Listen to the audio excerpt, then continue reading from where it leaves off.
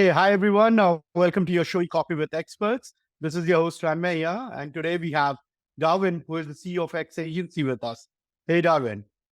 Hey, Ramay, thank you very much for having me on the show, by the way. Great. Darwin, before we move any forward, let's get to know the human behind the mic. Talk us through your story. How were you as a kid growing up? And how did you start your agency? What X Agency is all about? What are your core offerings, competencies? And we'll take it from there. Yeah, that's a great sort of segue into this entire conversation, right? Yeah. So where do we begin? I never did really well in school. Okay, so I got kept back in high school, almost failed out of college, and I really was never good at school. Okay, however, I have ADHD, by the way, Rame. So I'm really good at what I put my focus on, but I'm really bad at what I don't put my focus on. So growing up, I always had an entrepreneurial mindset. I was number Mhm. one in a lot of these old strategy games, Warcraft, StarCraft. I don't know if you know what those are. I've won a bunch of poker tournaments. So I've never really had a real job all the way until even after college. So graduated college, right? Didn't know what to do with my life because again, I was really bad at school. I'm bad with structure. So I Googled how to get rich online. And the first thing that came up was online marketing on the Warrior forums, if anyone still remembers what those are. But it was online marketing. And that was the start of it. For 2 years in my mom's basement, learn how to make websites. I sold scams, Ramesh. Back in the day, I sold free iPad if you enter your email or free teeth whitening if you fill out this questionnaire. What they didn't understand was that they get dumped into these marketing campaigns where they just keep getting spammed and they get rebilled. So I did that for 2 years, failed. By the end of 2 years, my mom was like, I owe 30 grand on my credit card. My mom basically was just, I told you to get a job a while ago. Why didn't you do it? And that was it was a moment of reckoning, right? I think a lot of sort of agency owners, entrepreneurs understand this point where you're trying so hard, you're telling everyone you're going to make it, and then you have nothing to show for it except 30 grand on your credit card. So either way, though, fought through it. I didn't give up. I said, okay, it doesn't matter. I got a entry level marketing job at an agency based off of all the experience I gained from doing my own stuff. So it was definitely beneficial. I worked at an agency, entry level, got promoted every year, worked my way up, built up some side clientele while at the agency. So after 5 years, I had a good, decent amount of side clientele while working at the agency. Then again, I always knew I still want to be an entrepreneur, right? I was making good money at this point doing my two gigs, somewhere around 400 grand a year. At the end of the day, it was comfortable. But then I'm like, all right, I want to quit my job and bring all of this and start my own agency. And when I did that, again, a lot of entrepreneurs will also understand this. Everyone around me said I was stupid, right? They were like, why you're doing fine now? Why would you just change everything? Because this isn't really what I want to be. So then started the agency. I think within the first year, we already at seven figures, but we've basically been growing since then. Lovely, quite a story, I must say. Growing up, no one has actually said that wanted to do SEO. So yeah, we all land up from somewhere for sure. Oh yeah, for sure. And I think growing up, I think a lot of us don't know what we want to do, but Yeah. I think everything turns out the way it always does. I think uh, everyone going through this entrepreneurial process or journey or however you want to call it, they're always afraid. They don't know what's going to happen. They don't know what the outcome is. But from my Hmm. experience, at least, everything always turns out the way it should be. So as long as you just keep going and going. You're right. And you were in a full-time job, right? So moving on from a job environment to starting your own agency, while obviously you had your clientele like you mentioned, but what were the early challenges that you faced while setting up X agency and keeping the lights on and taking it from there? Oh yeah, the start is always the hardest, right? One Yeah. is losing my paycheck and having to pay folks right in the beginning. So I don't think I was paid for a good year. Going from 400 grand to nothing is pretty hard. We do have overhead, right? Because I got an office, we have furniture, we have people coming in, so we do have overhead. That was one of the challenges. The second one was how to solidify my sales process because when any sort of tactician who's really good at what they do, they want to start their own thing, the first source of business is always their referrals or people who they've worked with already. But my goal was after all of that is exhausted, how do I continue to build the sales process for X agency Right. so that we can count on the growth? So that was the next. I guess those were the two biggest things on my mind, which is still the biggest things on my mind now, which is sales and cash flow. And then When you onboard a client, the onboarding process is so crucial. You spoke about sales, client onboarding, or getting that client and making sure that everything is in place while they're starting out, and that handshake between sales and projects or account manager. There's a proper system which is there. So talk us through the X agency's typical client onboarding process. Yeah, and that's actually a great question. And we've seen this process up a bit, right? And the way it Yeah. works right now is a lot of agencies, they charge for an audit, but that's part of our sales process. So when we pitch a client, what we do is, hey, we say, hey, we'll give you a free audit, but and you don't have to do anything with this audit. Okay. So we'll do an audit and then we give them this whole plan that we have that we go through their accounts, we tell them what's great, what's not, and then we present them with the whole plan. And they can either use us or take the plan and do whatever they want with it. When we first started, I used to be the one who always presented this. Then it went to my chief operating officer. And then we presented it. And then what ended up happening was the folks or the clients expected us to be on the accounts. So we've changed that process a little bit. And as of now, a couple of things is this audit that we do for our potential clients, the client management team actually does that audit. So the team that would potentially manage that account does that audit. So they actually have an understanding of the account before we even say yes or go into it. When they're Hmm. actually on the presentation, when we present it, the client managers on each section will go through their specific channel. So then now the potential client actually understands who their team is. So they see the full team, they understand the transition. While during this audit, while we go through it, we always give them a score and we tell them exactly the percent that we think based off of our experience we can increase for their revenue. So we'll say, hey, based off of our audit, we think we can increase your revenues by 50%, 100%, 150% without increases in your spend. So then we'll take this Hmm. plan. When they sign up, the account team will run it, and we just run the plan that we pitched them. All right, lovely. And we also, as an agency, do the comprehensive SEO or website audit to ensure that we know what we are pitching. And like they say, if you've done the sales right, 50% of your attention is taken care of. If you've sold what they need, if you know what they need, and if you're sure in terms of your service offering matching to their requirement, to the client's requirement, the 50% of your job is done. Yeah. And if you've sold something which is not there in terms of what your client requires, then obviously the calls to retain the client is always on. So yeah, great process there. You're a numbers man, Darwin. Before we move forward and talk about more numbers, give us the numbers that are there just behind you.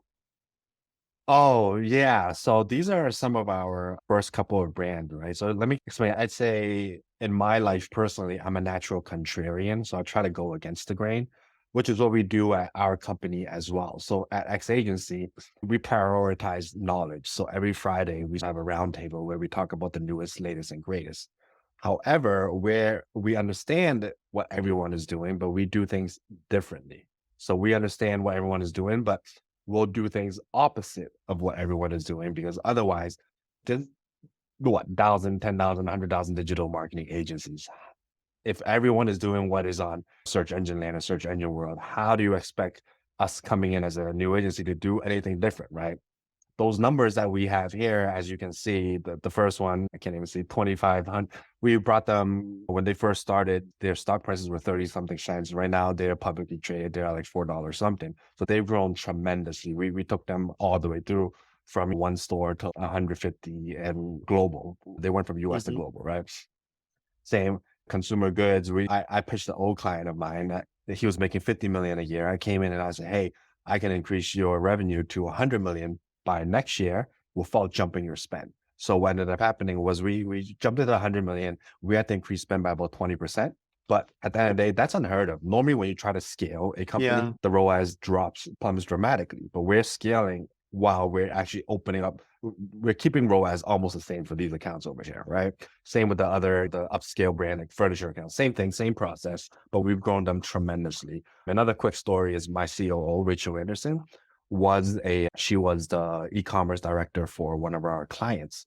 And Uh, when I pitched them, I was like, hey, I can double your revenue in a month without touching your Spanish. You just say you're bullshitting, right? And I like, just let us try it. She goes, okay, sure. Literally within 1 month, I think we quadrupled their revenue and spend did not increase. And she was just so shocked that she was like, hey, can we jump on board and learn some of what you guys are doing? Which is where we're at now. She's here working at X agency. Lovely, lovely. And that is quite a story. Oh, thank you. Darwin, from a numbers perspective, many businesses, they struggle to showcase the ROI for their digital marketing efforts, right? Can you share some concrete strategies or metrics your agency utilizes to demonstrate the tangible value to your clients receive? Yeah. So one quick note for you is 80% of our client, I think maybe more like 70% of our clients are e-commerce right now. So that's easy for us. Uh-huh. That's Right. directly tied. I'd say our B2B segment's growing is somewhere around 10 to 15%. And then we have nonprofits that are 10 to 15%. Okay. Now, with that said, we try to get as close to the true number as possible. For our B2B clients, 80% of them are tracked all the way through to the revenue. So whether it is connecting Salesforce to GA4 or connecting HubSpot and figuring out and tying the exact revenue to the lead, to the click from the channel, we try to get all the way down there. Some clients, we can't do that because of their platform, but for the most part, Right. we will always try to get down to the most finite revenue number, right? With that said, though, I'd say the bigger issue is attribution and marketing channel attribution. And every person who manages their own channel, the person who manages Google reports one number, the person who manages Facebook reports another number. The clients will sit there and go, wow, I thought that we had 3 times the revenue, but that's not what we have. So for us, in terms of client reporting and business growth, we will always use GA4 where it knocks everything down to the last touch. But in terms of optimizing the accounts and managing it and understanding what works where, we have our managers use their channel numbers because at the end of the day, that drove that final metric. All right. All right. I see. And it is not only about our industry anymore. AI and machine learning has gotten into our lives quite literally, right? So, what is your take on AI and automation and marketing? And how do you see the role of human creativity evolving in the field? While when it all started, we were scared about our jobs and everything, right? Initially, especially the content guys. But right now, human creativity is evolving. So, what is your take on that? Yeah, if you don't mind me asking, how old are you? How long have you been doing this? For good 7, 8 years now, and Seven I'm or eight? 35. Yeah. Trying to think, 2008. Okay, so maybe, yeah, you might have missed this period, but when I did it, started in 2008, everything was manual bids, whether it is Hmm. display, whether it is search, we didn't even have shopping, right? So everything was done manually. And then Uh, when these automated tools started coming out, and then when Google started coming out with automated bidding a couple years back, everyone was already afraid. This was what, 3 or 4 or 5 years ago. Everyone thought that Google's kicking all agencies out. They're going to take over. Our jobs are gone. But as an industry, freaking right. tenfold, right? So one is our jobs here is here to stay. That's for sure. Two is at the end of the day, I would say we do not need to pivot industries because AI is in almost every industry. Just pivot the way you think. Okay. AI is now taking the role of manual labor. So you need to just change the way you think and to not be a doer, but to be more strategic in your thinking. So Hmm. third point of this is a perfect example, which is, okay, automated bidding came out maybe 2 or 3 years ago. Everyone was afraid because they didn't know what to do. Then everyone started listening to Google running the automated bidding campaigns, right? Because we're listening and saying, hey, everything's automatic. We don't have to do anything, but we can hack the algorithm. Like the way we run Facebook, the way we run Google. As an example, on Facebook, Facebook tells you not to duplicate a campaign with the same exact targeting, same exact audiences. But if you were to just try this out, Rame, if all you had was $100 in a day in one campaign, Facebook is the bids is controlled by budgets. Okay. So Facebook's easy, right? If you increase your budgets, Facebook will say you have more money to spend. So they will jack up your CPCs, you'll get a little bit more revenue, your ROAS drops, right? So the key point here is budget. So if all you had was $100 in a day, you split that into 2 campaigns at $50 a day, you have literally cut your CPCs in half, targeting the same exact people with the same spend, but you're spending the same, but you're paying more. And that's what you call thinking or hacking the algorithm. So that's what I'm trying to get at. Change the way you think into not being a doer, but being a thinker, and how you can use AI to benefit them. Lovely. And then talking about, optimizing spend, how do you approach optimizing marketing spend to maximize ROI while staying within the client's budget constraints? Because you would have also had experiences of clients who have had low budgets or whatever. So how do you strategize that? Yeah, so we have a saying internally, which is we're racing to the bottom. Okay, Ramesh. For us, we do things opposite of what Google and so I'd say maybe a lot of other marketing folks might think when they're doing it. Marketing folks look at marketing metrics, whether they're impressions or click share or impression Yeah. share. Same with Google. Hey, your impression share is dropping. This is whatever's dropping. But businesses don't give a crap about any of that, right? Businesses only care about their bottom line, which is their revenue and their ROAS. And Yeah. so those are the two metrics we worry about, right? How do we increase the revenue and increase ROAS or keep ROAS stable? That's pretty simple. So for us, we race to the bottom, and let me try to explain. Step one is bidding to the floor. Step two is trying to get into as many placements or services as possible. So to use the same example, let's just talk about one keyword. Okay. If we're talking about digital marketing, let's just use digital marketing as that keyword. What ends up happening is when you put all of your bids into digital marketing, let's just say all you had was $100 to spend in a day. If your boss came and said, hey, we want to double our spend, what do? You just increase your budgets, or you just jack up the bids for that one keyword, digital marketing, right? You don't go anywhere.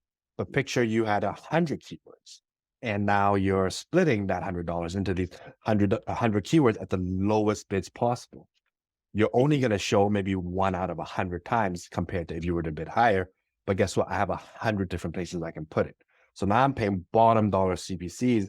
Does not matter what position I'm at for the most part, right?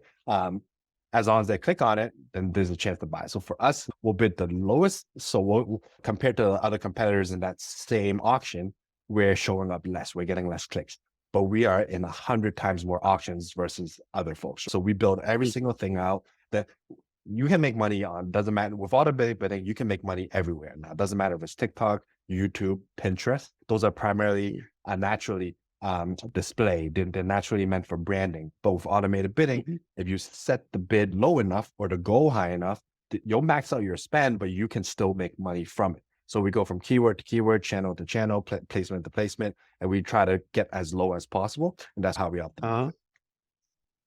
Great. Thank you for giving us that strategy today. Lovely. Great. Looking back, Darwin, if you could give your younger self one piece of advice as you embarked on this entrepreneurial journey, what would it be? This is family for listeners who are trying to make a mark in this space. Yeah, I'd say don't hire your friends. That's one. Two is fire fast. Three is you only have 24 hours in a day. So you need to, that's your biggest limiter or currency. That's the thing that you should focus on, not really money, right?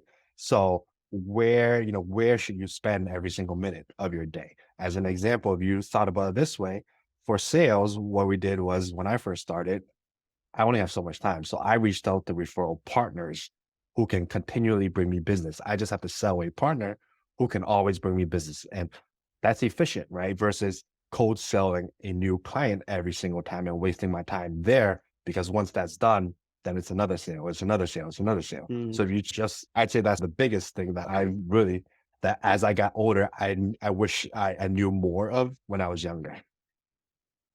All right. Lovely. Great, Darwin. It has been a brilliant conversation. Thank you so much for taking your time to do this with us. Really appreciate it. No, thank you so much for putting me on the podcast, man. I have fun. Great. Thank you, Darwin. Thank you.